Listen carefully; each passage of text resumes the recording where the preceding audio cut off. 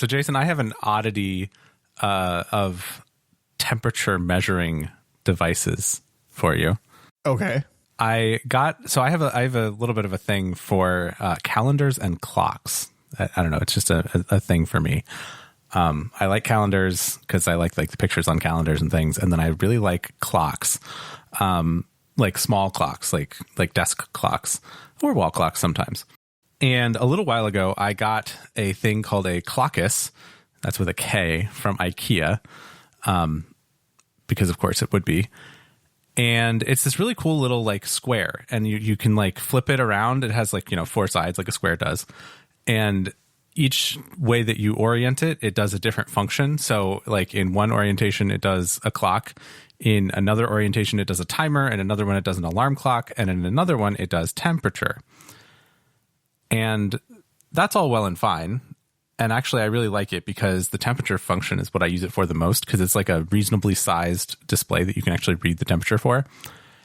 And you can switch the temperature using the little button on the back. You can switch between Fahrenheit and Celsius, which is cool. And of course, I always leave it in Fahrenheit because I, read temperatures in Fahrenheit for the most part.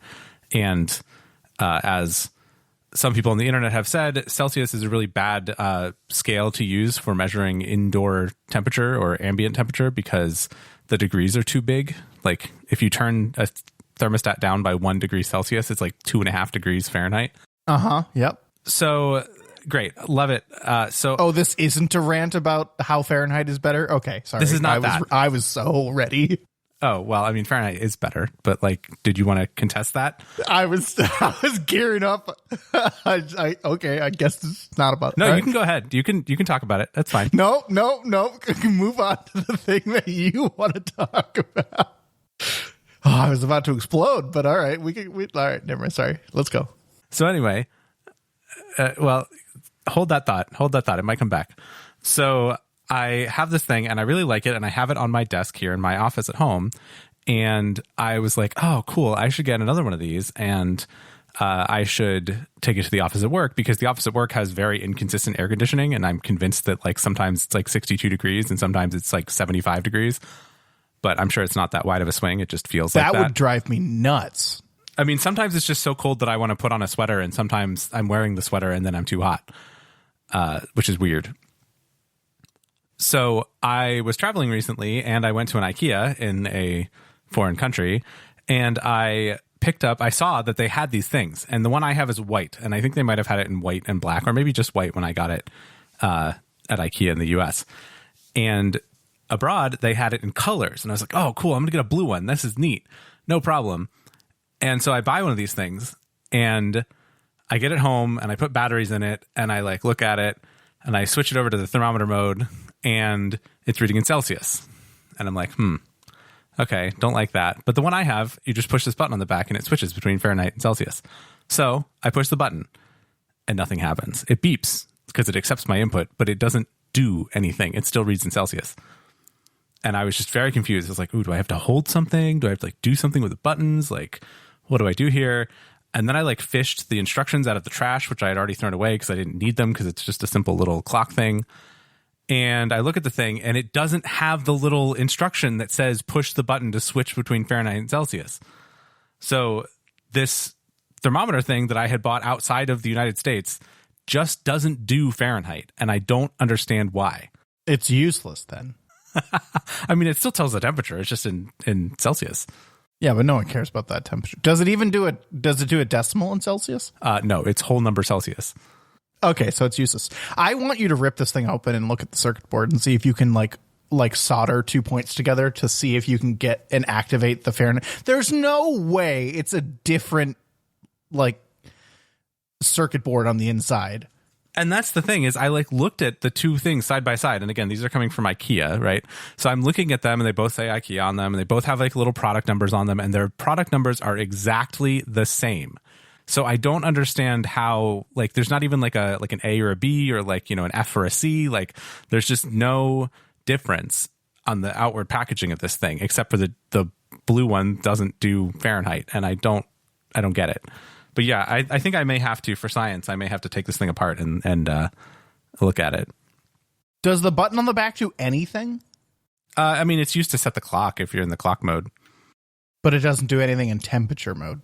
No, the button does nothing in temperature mode. This is one of those things that when the internet first got started, there would be a like deeply hidden forum post somewhere on the internet that tells you how to solder 2 points together that turns it back into a Fahrenheit thermometer. And I bet you that forum post is out there somewhere. Well, I can also say that, like, looking at the thing, if you shine a flashlight on the LCD of this thing, you can see the little, like, degrees F, thing that could light up if you enabled it. So, like, the display is capable of making the Fahrenheit logo, but... You need to rip this thing open. I'm so excited for this now. It has become... Do you remember when you did all that stuff with the TV and you rebuilt your whole TV? Uh-huh, yeah. Same project now. Same project. Different scales... Same project. All right. Well, this is going to be a little bit of a trick because this thing doesn't have any exposed screw holes, but I'll work on that. Welcome back to Pride and Accomplishment. I'm Chris. And I'm Jason. This is episode 107. Jason, have you heard of this game that everyone is talking about called Baldur's Gate 3? I don't know. It's some small indie game, right? Yeah. Small indie company. I actually have no idea what the history of the company that made it was, but I know that there was a Baldur's Gate 2, I think, when I was in middle school or something, and people liked it, but I've never played a Baldur's Gate before. Is that how long ago Baldur's Gate 2 was? Okay, I didn't really know the timeline. I do know that I don't think the studio is some small indie company, though. Yeah, I mean, Baldur's Gate 2 came out in 2000, so yeah. Oh, wow. And I have heard the hype around this game. I have heard the build up to the release of this game. And then I will say I have watched, I don't know, probably 5 to 8 hours of, over the past week or so of streamers playing the game. Okay. I have done none of that, but all of my friends have mentioned this game. And I think I read a review or something of it. But I really haven't seen much of the actual gameplay. Yeah, it's interesting. I mean, I don't know what review you read, but this, I think I heard someone say, or maybe a review I read or somewhere, said it's the best kind of representation of what playing a tabletop D&D game would be like. And I think that's mostly true from what I've seen, gameplay wise and whatnot. It looks for if you like tabletop, D&D games with friends, I think it's a really, really solid game. It tells a good enough story. I mean, I don't know too much about the story, but when I watch it, that's what I see, and that's what I compare it to in my head, and I think that's perfectly accurate. But you don't have there's not a dungeon master, right? You play the computer is the dungeon master for you. Yeah, good point. Yeah, exactly. So there's, you're playing against a pre-written story that's, mostly on rails, but from I think a meta story perspective, but it's still I think there's a lot of different endings and ways you can get there and meandering and blah blah blah. It's a Dungeons and Dragons game presented by a computer game master. The thing that I've heard about it is that it uses dice rolls and all that stuff like you would in actual D&D, which is always something that's kind of appealing to me. I always like the idea of oh yeah, you roll your dice and then you do the math and then you do the thing and then that's how you get your answers of kind of what you can do. But I've never liked the part of D&D where you have to be a little creative and tell the dungeon master what you want to do, because you have to be so role playing in it, which I know is the point, but it just doesn't work for me when I'm doing it in person with people. But I feel like I would be able to do it in a game like this. Well, I see the problem I always had with D&D was I was always very factual about, I was I would like to go do this, or my character does this, or I would like to go this way and do these things. But then like everyone's just like, all right, well, tell the story of how your character does that or gets there, or, you know, in what way. And I just, or like when you're conversing with people in the town, right? Like you're kind of having a story, and I just never got into it. It was always kind of, again, still me acting as that, looking at it from a third person perspective rather than, directly speaking to that NPC. So I never got into it from the role play perspective. I would say, this game does a really nice job of making a game, and the inputs that you would do in a simple game is how you play it. I will go back just a second to the dice rolling. It's an extremely satisfying animation on screen that I love every time it happens. So that's really nice. None of the combat, at least from what I remember, none of the combat uses the dice rolls. It's more like real time, not real time, but like, it's doing a lot of that behind the scenes. But then when you do say like you check for traps or like a perception check or, deception kind of roll. You see that dice pop up, and you see all your modifiers to that dice roll pop up below it. And it's very satisfying. That sounds really cool. I will say that the game looks very cool. It again, from like a story perspective and how it's played and all the different ways to do it, and all the things that can happen, all the little side quests, all of people are saying it's a 100-hour game, and I will say it is very fun to kind of watch and be a part of a little bit. I don't know that it would hold my attention to play the game for 100 hours. And I think you and I and some others in some Discord chats have gone back and forth on, whether how that works and whether that's possible and where it all fits. And, I have a feeling you're going to bring up the idea of playing it together. And that's where I just kind of start to, I don't know. I don't know if I can do that. I was going to say that almost all of the commentary that I've heard from my friends about this game is, ooh boy, this game sounds like so much fun, except that there's no possible way that we could ever get a group of people together consistently to play this game, which I don't necessarily agree with on the premise. Like, I think that it's possible if you get a group of people together, you could find the time to make it happen if you did it in small enough chunks and at a consistent time. Like, you could say, on Wednesdays at 8:30 p.m. we do D&D for 2 hours or something, right? And if it takes 50 weeks to do that, it takes a year to play this game, then so be it, right? It's a campaign with friends, and maybe you sprinkle some bonus time in there on some Saturdays or something. But like, in general, you could work through it slowly and in bite-sized pieces, and if you had that expectation, I think it could work. I think mechanically it could work. I believe that after 5 weeks or 6 weeks, it would fall off. And here's why I think that. I think Baldur's Gate is an excellent game. However, I don't know how effective a slow burn of 2 hours once a week with a group of people, how effective that would be. I think if you played with a group of people and you kind of play and you had the time to actually get, a group of 4 people together 3 times a week for 2 hours and really kind of go through the game, I think that would be a lot more effective. The story would be more cohesive. You'd make enough progress where it felt fun enough to keep doing.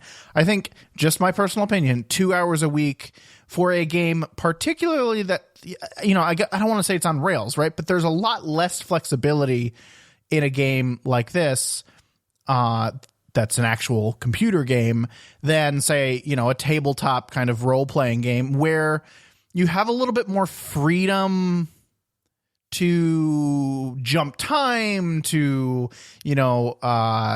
skip the things that maybe the group doesn't like. There's going to be no low points, or a good dungeon master or game master is going to, speed up the low points of a game that the group would not be interested in. They're going to skip the parts that don't interest the group. Whereas it's not going to happen in a game like Baldur's Gate 3. And maybe there are no low points. Maybe I'm totally off base. But I think the pace is just not going to be the same, where the group is going to really yearn to come back for 2 hours once a week. Again, maybe I'm totally off base here. Maybe I'm not really seeing this game correctly and how it works.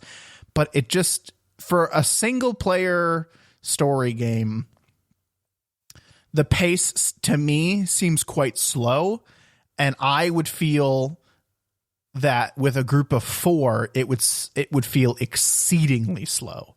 And that just, the amount of things you get done in 2 hours, you're just going to be like, what are we doing here? I see what you're saying. I was talking to somebody who is playing the game and who's playing it solo and only in a couple hour chunks at a time because they work full time and whatever. And they're playing by themselves. And they actually said that they thought with more people, it would go faster because you have to play as all 4 characters when you're playing a single player. And if you had multiple people, they each could make their own kind of combat decisions and things. And I don't know anything about kind of whether they get to make those decisions simultaneously or whatever, but he seemed to think that it would be better with more people because the battles would be more streamlined. I think that's a good point. I also don't know how the battles would go. I suspect that it would still be turn-based. Oh, yeah, it would definitely be. Even within the group itself.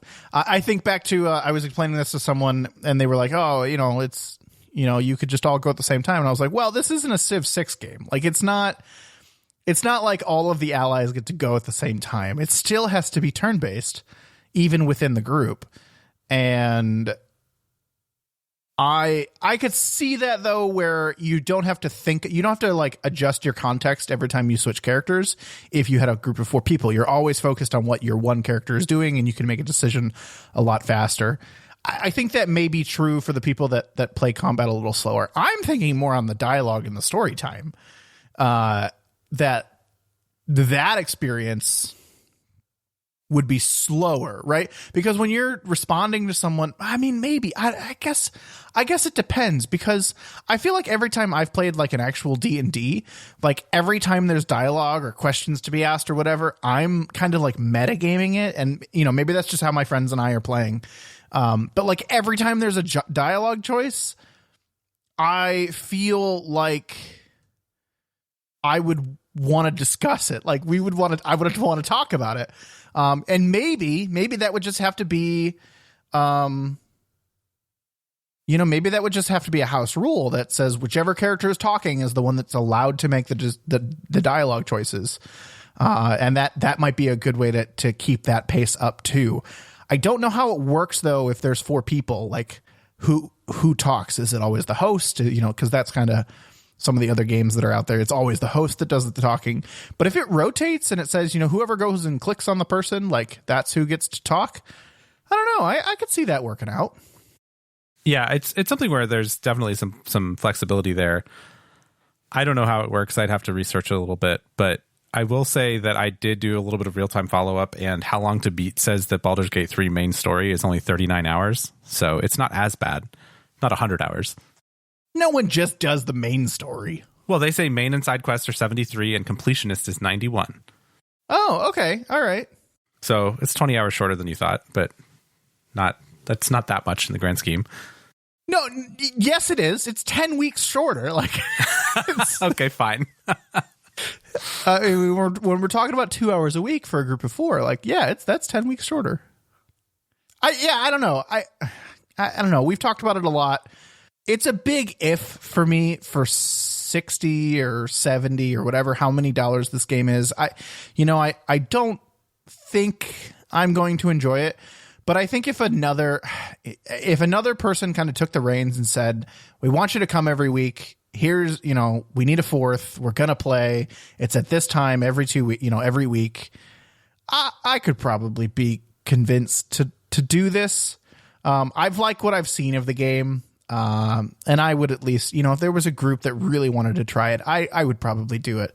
I'm very, very hesitant on kind of pulling that together for all the reasons I said. My theory is if you could get two people, and I'm not suggesting at all that it would be you and me, but I'm just saying two people that wanted to do it consistently, and then one of those people was the host and like was always kind of progressing the save file essentially. And I think you could do that where you said, okay, these two people are going to always be here, and then the other two slots can be drop in from the people that are available on Wednesdays at 8:30 or whatever. That might be a way to, I mean, if you could get a solid 4-stack together and have the consistency and the people come every time, that would be the best, ideally. But in the world of, real people schedules, then maybe there's an opportunity to kind of have a little bit of a drop in, drop out with a little consistency as well. Yeah, and I would say I would never choose to be someone that dropped in like that. If I don't know kind of the full context of what's going on, I'm not interested in playing. Maybe watching, maybe dropping in, because that's kind of what I do with streamers, right? You drop in, drop out. But like, this is a very much a story-based game. And, dropping in and dropping out would be like dropping in and dropping out of a Mass Effect game or a Fallout game, or like all of these other things where like, I guess maybe if you're doing a side quest, like it would be okay to drop in. But in general, I just feel like I would be so lost, and it would just not be I'd be asking so many questions. I would feel like the guy in the middle of the movie being like, who's that? What are they doing? How do they relate? Are they a bad guy or a good guy? Like, I would not be comfortable with that.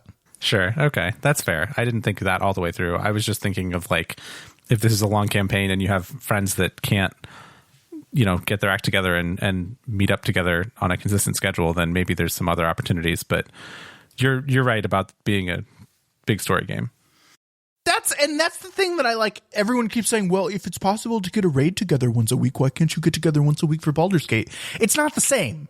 It's not the same. A raid, maybe the first time is kind of a story-based thing, but it's not. It's even not. Even that's not. Finding a fill for a raid in a game is so different than not having your fourth character in a playthrough of Baldur's Gate, right? Like missing one of your players. Because here's the other side of it is, let's say you have 4 people that come regularly and they can't come one week. My preference as either the person that can't come or the person that is there, is to not play that week, because it's the same as a tabletop RPG. We're like, yeah, you could pull it off. You could play for them. You could, I don't know how Baldur's Gate handles it, but you could like consider them asleep, or they had to go run an errand, or whatever. But like, whatever the RP is for that, the person is missing the story for that week. They're missing what's happening that week. And we can debate on how much you're actually going to get done in 2 hours, but like, regardless, they missed it. And I would never like want to progress in a game that is so story central without a quarter of the team. So that's why in my head it's different than a raid. Like, you cannot, and my preference is that you don't and cannot play when the full team is not there. It is a lot smaller of a team though. Right. It's only 4 people. So, or you could even do it with 3 people and have somebody play 2 characters or something if you really wanted to. But yeah, no, that's a good point. Interesting. Well, I thought I was being clever, but now you talked me out of it. So, okay. I don't intend to talk anyone out of it. I still think, we'll see where we go with this. I think it would be a fun thing to try. I think it's an expensive experiment. That's the other piece. I mean, it's a $60. I don't know. Is it $60? It's a full price game. It's 60 or 70. I don't know what. It's a full price game. Now, if we said in 6 months, it's 20 or 30 or 40 or 50% off. Do you want to try this for $30? I'd be much more keen on that. But I just don't have a whole lot of faith that it will work. And I promise you I will not be playing this game alone. It just won't happen. Sure. No, I think right now, this moment is not the moment to try to get this together anyway. But I do agree that like if it was $20 or $30, like that would be the right experiment level for cost. I'm interested in other people's opinions on this. I want to hear from people, because I know actually a lot of listeners to the show have opinions on this. So I don't know, let me know where I'm wrong. Knowing what you know of us and our friend group, convince us whether this is a good or bad idea. Yeah. I mean, maybe it is a bad idea. Tell me I'm right. That's great. But I don't know. I have a feeling a lot of people are going to disagree with me, which is good. It's fine. A little bit of follow-up. I've been playing some more Pikmin 4. I have beaten the kind of main story and rolled credits. I don't remember if I told you that or not, but I did that, and there's a whole bunch of game after the credits, and I'm loving all of it. Oh, okay. All right. So is it game that replays the things you've already done, or is it brand new stuff? A little bit of both. So there's a lot more to get. Like there's kind of a completionist aspect to it where you can kind of 100% the levels, and there's a few more levels that are not available kind of in the pre-credits world. And then there's a bunch of challenges and time attacks and score attacks and all sorts of like little self challenges, which is fun. I've also played the co-op, the 2-player mode of Pikmin, which is a little bit overpowered if you have a competent partner. Okay. Yeah, so basically they have the second player gets to throw like pebbles or like rocks into the world. So it's kind of like if you played Super Mario Galaxy 2, I think it was, you could have a partner that also had their own controller, and they could like throw little star bits at like enemies and stuff to stun them and whatever. This is the same kind of thing where you like the second player gets a little reticle, and they can, you know, move their little cursor around, and then they can throw these pebbles at the enemies, and like they can actually like kill the enemies. I mean, completely in lieu of throwing Pikmin at them. So it's a little bit overpowered, I would say, because you can just kind of let them do their thing. But you can tell it's sort of, I don't know, probably designed for a sibling or a younger kid that wants to play but isn't quite coordinated enough to play the main game. That was not the case for me. Like my second player was much more capable than that. So it was a little bit too easy, I would say. Okay. Yeah. It was kind of cool though. I mean, like the second player gets like items and stuff that they can drop for the main, for like the player one and like be helpful. So that was pretty cool. It was a fun little thing to do, but it wasn't balanced, I guess I'll say. Yeah. But all in all, the game is still fun. I'm looking forward to continuing to unlock the challenges and things, because I really liked they had DLC for Pikmin 3, and they had some challenges that were like time trial type of things where you had to get as much treasure as you could in a certain amount of time, and then there were like online leaderboards and stuff. They have something kind of similar in this game, so I'm looking forward to being able to do more of that. Have they announced anything DLC wise for Pikmin 4? No, but it's only been out for like a month, so I'm not that surprised. They haven't had any like Nintendo Directs or anything since Pikmin came out either, and they don't tend to do announcements outside of their little videos, I don't think, for Nintendo. If anything, it would probably come in the fall or maybe in the holiday season or something. But Nintendo's got a stacked, we talked about this before, but they've got a very good holiday season coming up this year, so maybe the spring. I have not been playing Pikmin 4, but I have been playing Guild Wars 2. I don't have a whole lot to say here other than the expansion comes out Tuesday from when you're listening to this, August 22nd. I am so ready. Just counting the days at this point. There's been more and more news coming out about it. You know, they've been kind of sprinkling the news and the review. I mean, they published some kind of reviews, I guess. They gave some outlets a sneak peek at the game. They've been publishing more maps and walkthroughs and fly-throughs of the maps. They've been publishing more news about the systems. I don't want to go through it all. I don't think it's necessary to go through it all, but I'm ready. I'm ready to just play it at this point and stop reading about it. I've kind of gotten to the point where I'm just like, yeah, okay, great. Another article about the Guild Wars 2. It's a week away. Let's just like make it time now. But I'm ready for it. I think everything I've seen is exciting. I think the one thing, Chris, that you'll either groan or laugh about is they are getting rid of the power of the daily login reward.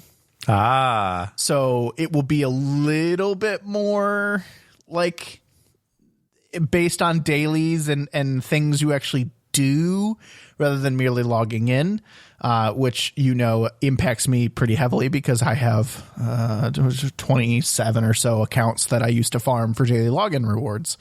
So that's going away. That's fine. I'm not upset about that. That's probably the right thing to do. And I got my value from those accounts while I had them. Yeah. You're probably set up well enough to be uncatchable for a while there. They were helpful while they lasted. They are all but 2 of them are going to go away. I do actually have the expansions on 2 different accounts. Why? Well, one's my main account, and the second one, there's a lot of things that you get locked out from on a weekly basis, particularly certain raids. You only get the rewards from raids once a week. So a lot of people that do a lot of raiding actually have 2 accounts. So that they call it their raid alt, so that they can run things on their second account, so that they get the rewards twice a week if they raid so much. For a while, I would say I was definitely running all of the raids, sometimes more than once, and I would just not get the rewards for them. I was having fun with people, and to be able to log into a raid account and still get credit for something was very appealing to me, and the expansions were on super sale. So I think I actually talked about it on the show a while ago, but I did buy the expansions on super sale once, and essentially created a raid alt account for Guild Wars. Right, but you have the new expansion pre-ordered on both of these accounts. No, good. That's a good point. I only have the expansions that unlock elite professions, elite specializations. Okay, and that's unlock a little better. Raids themselves. I didn't pre-order this one. I don't think there's any reason to get the new expansion. I could be wrong about that. I don't think there's any reason to get the new expansion on this account. And if there was for this alt account, I would wait until it went on sale. I will say that I got the email from Guild Wars today that was the marketing whatever about their battle pass plan, the getting rid of the dailies thing. The Wizard's Tower, the Wizard's Vault. Yep. Yeah, that thing. And it was pretty appealing, pretty interesting to me. I still haven't actually clicked the button to pre-order this thing, but I'm planning to before it comes out so that I can get the pre-order bonuses at least. Because I'm going to buy it either way, so I may as well just get the pre-order stuff. Yeah, I will say the early reviews, now take them all with a grain of salt, have been slightly above neutral. It's probably the right. You're really selling it. Well, I just want to be honest about it, right? I think they come from. I think that's generally all you can ask for from Guild Wars. Is this is good. It's there was a thing on Reddit the other day that asked what are you most excited about for the Guild Wars 2 expansion, and by far the number one comment was just more Guild Wars 2 content. It wasn't anything groundbreaking. It wasn't anything, I want this system or I want this specific thing.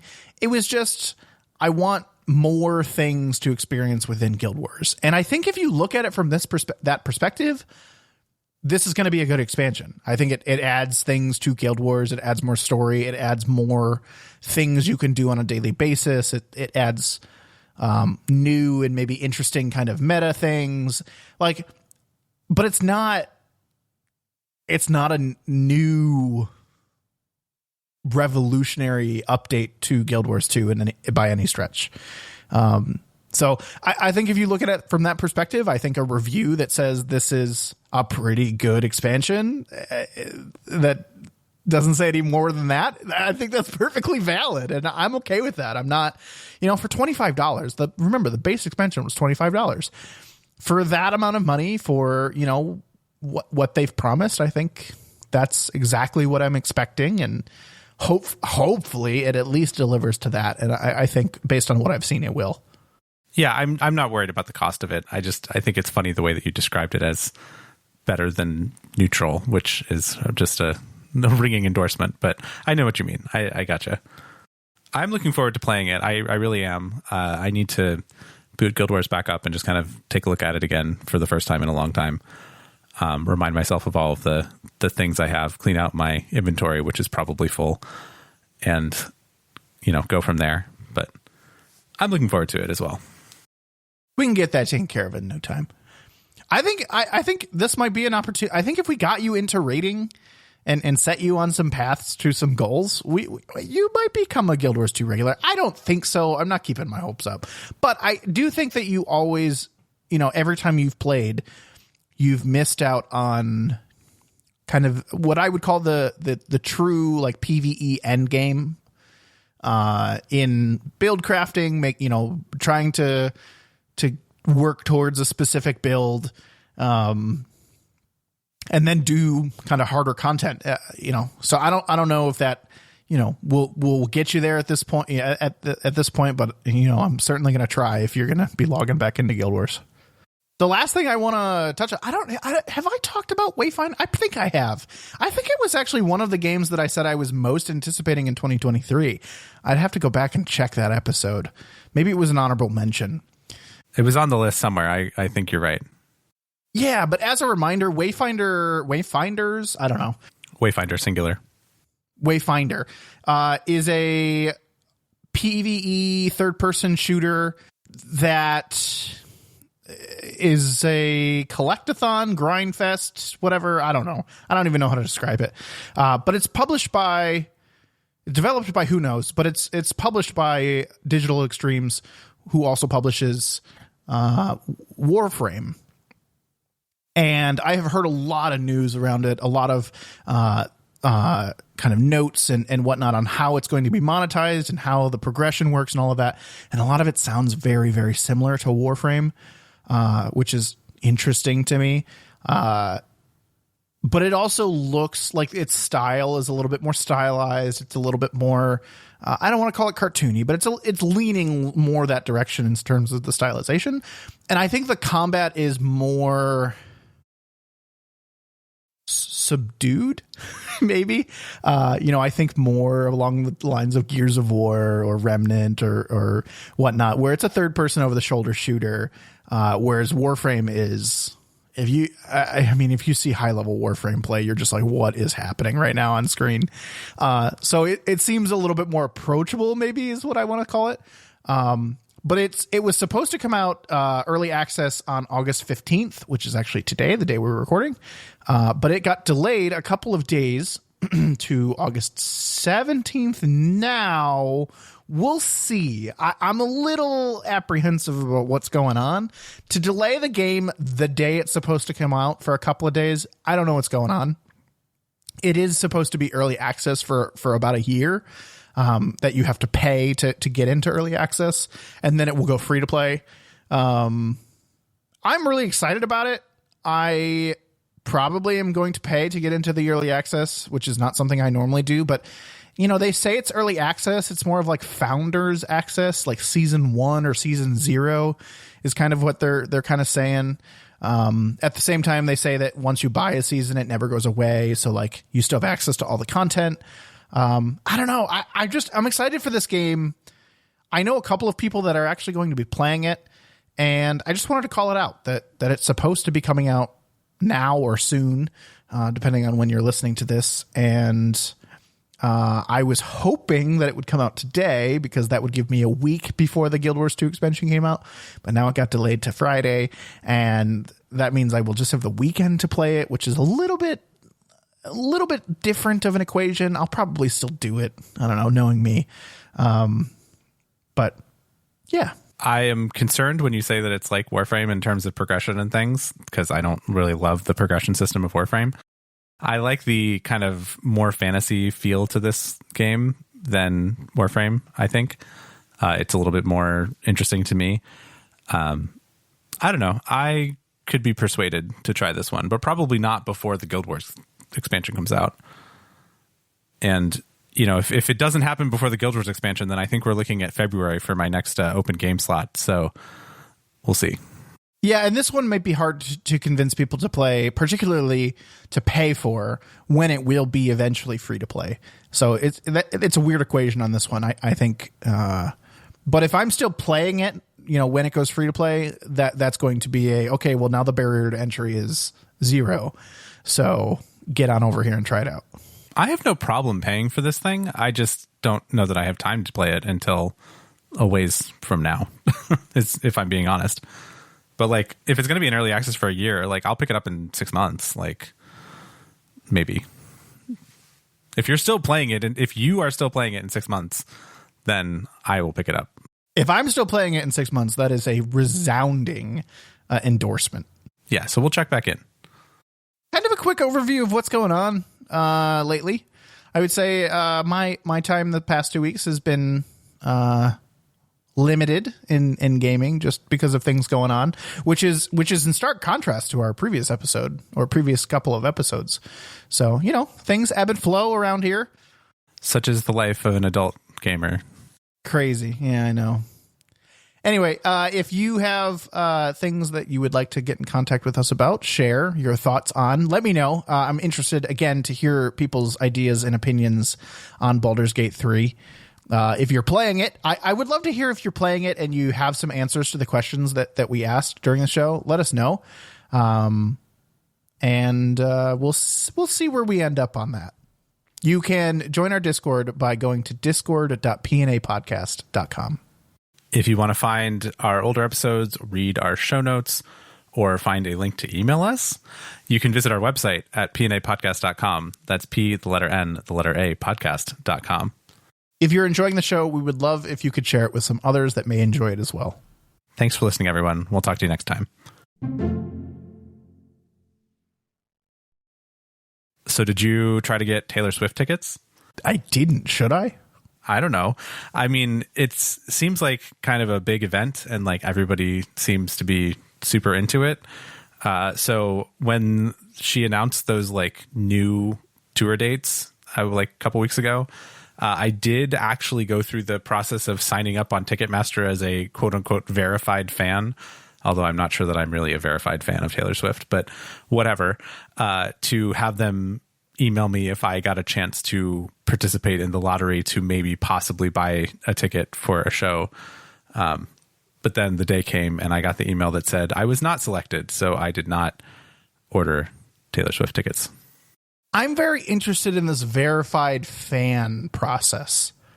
Yeah, it was really arduous. I had to log in to my Ticketmaster account and then I had to have a phone number. And that was how I was verified as a fan. I didn't have to like know the lyrics to any of the songs or, be an actual fan. I wanted it to give you a quiz.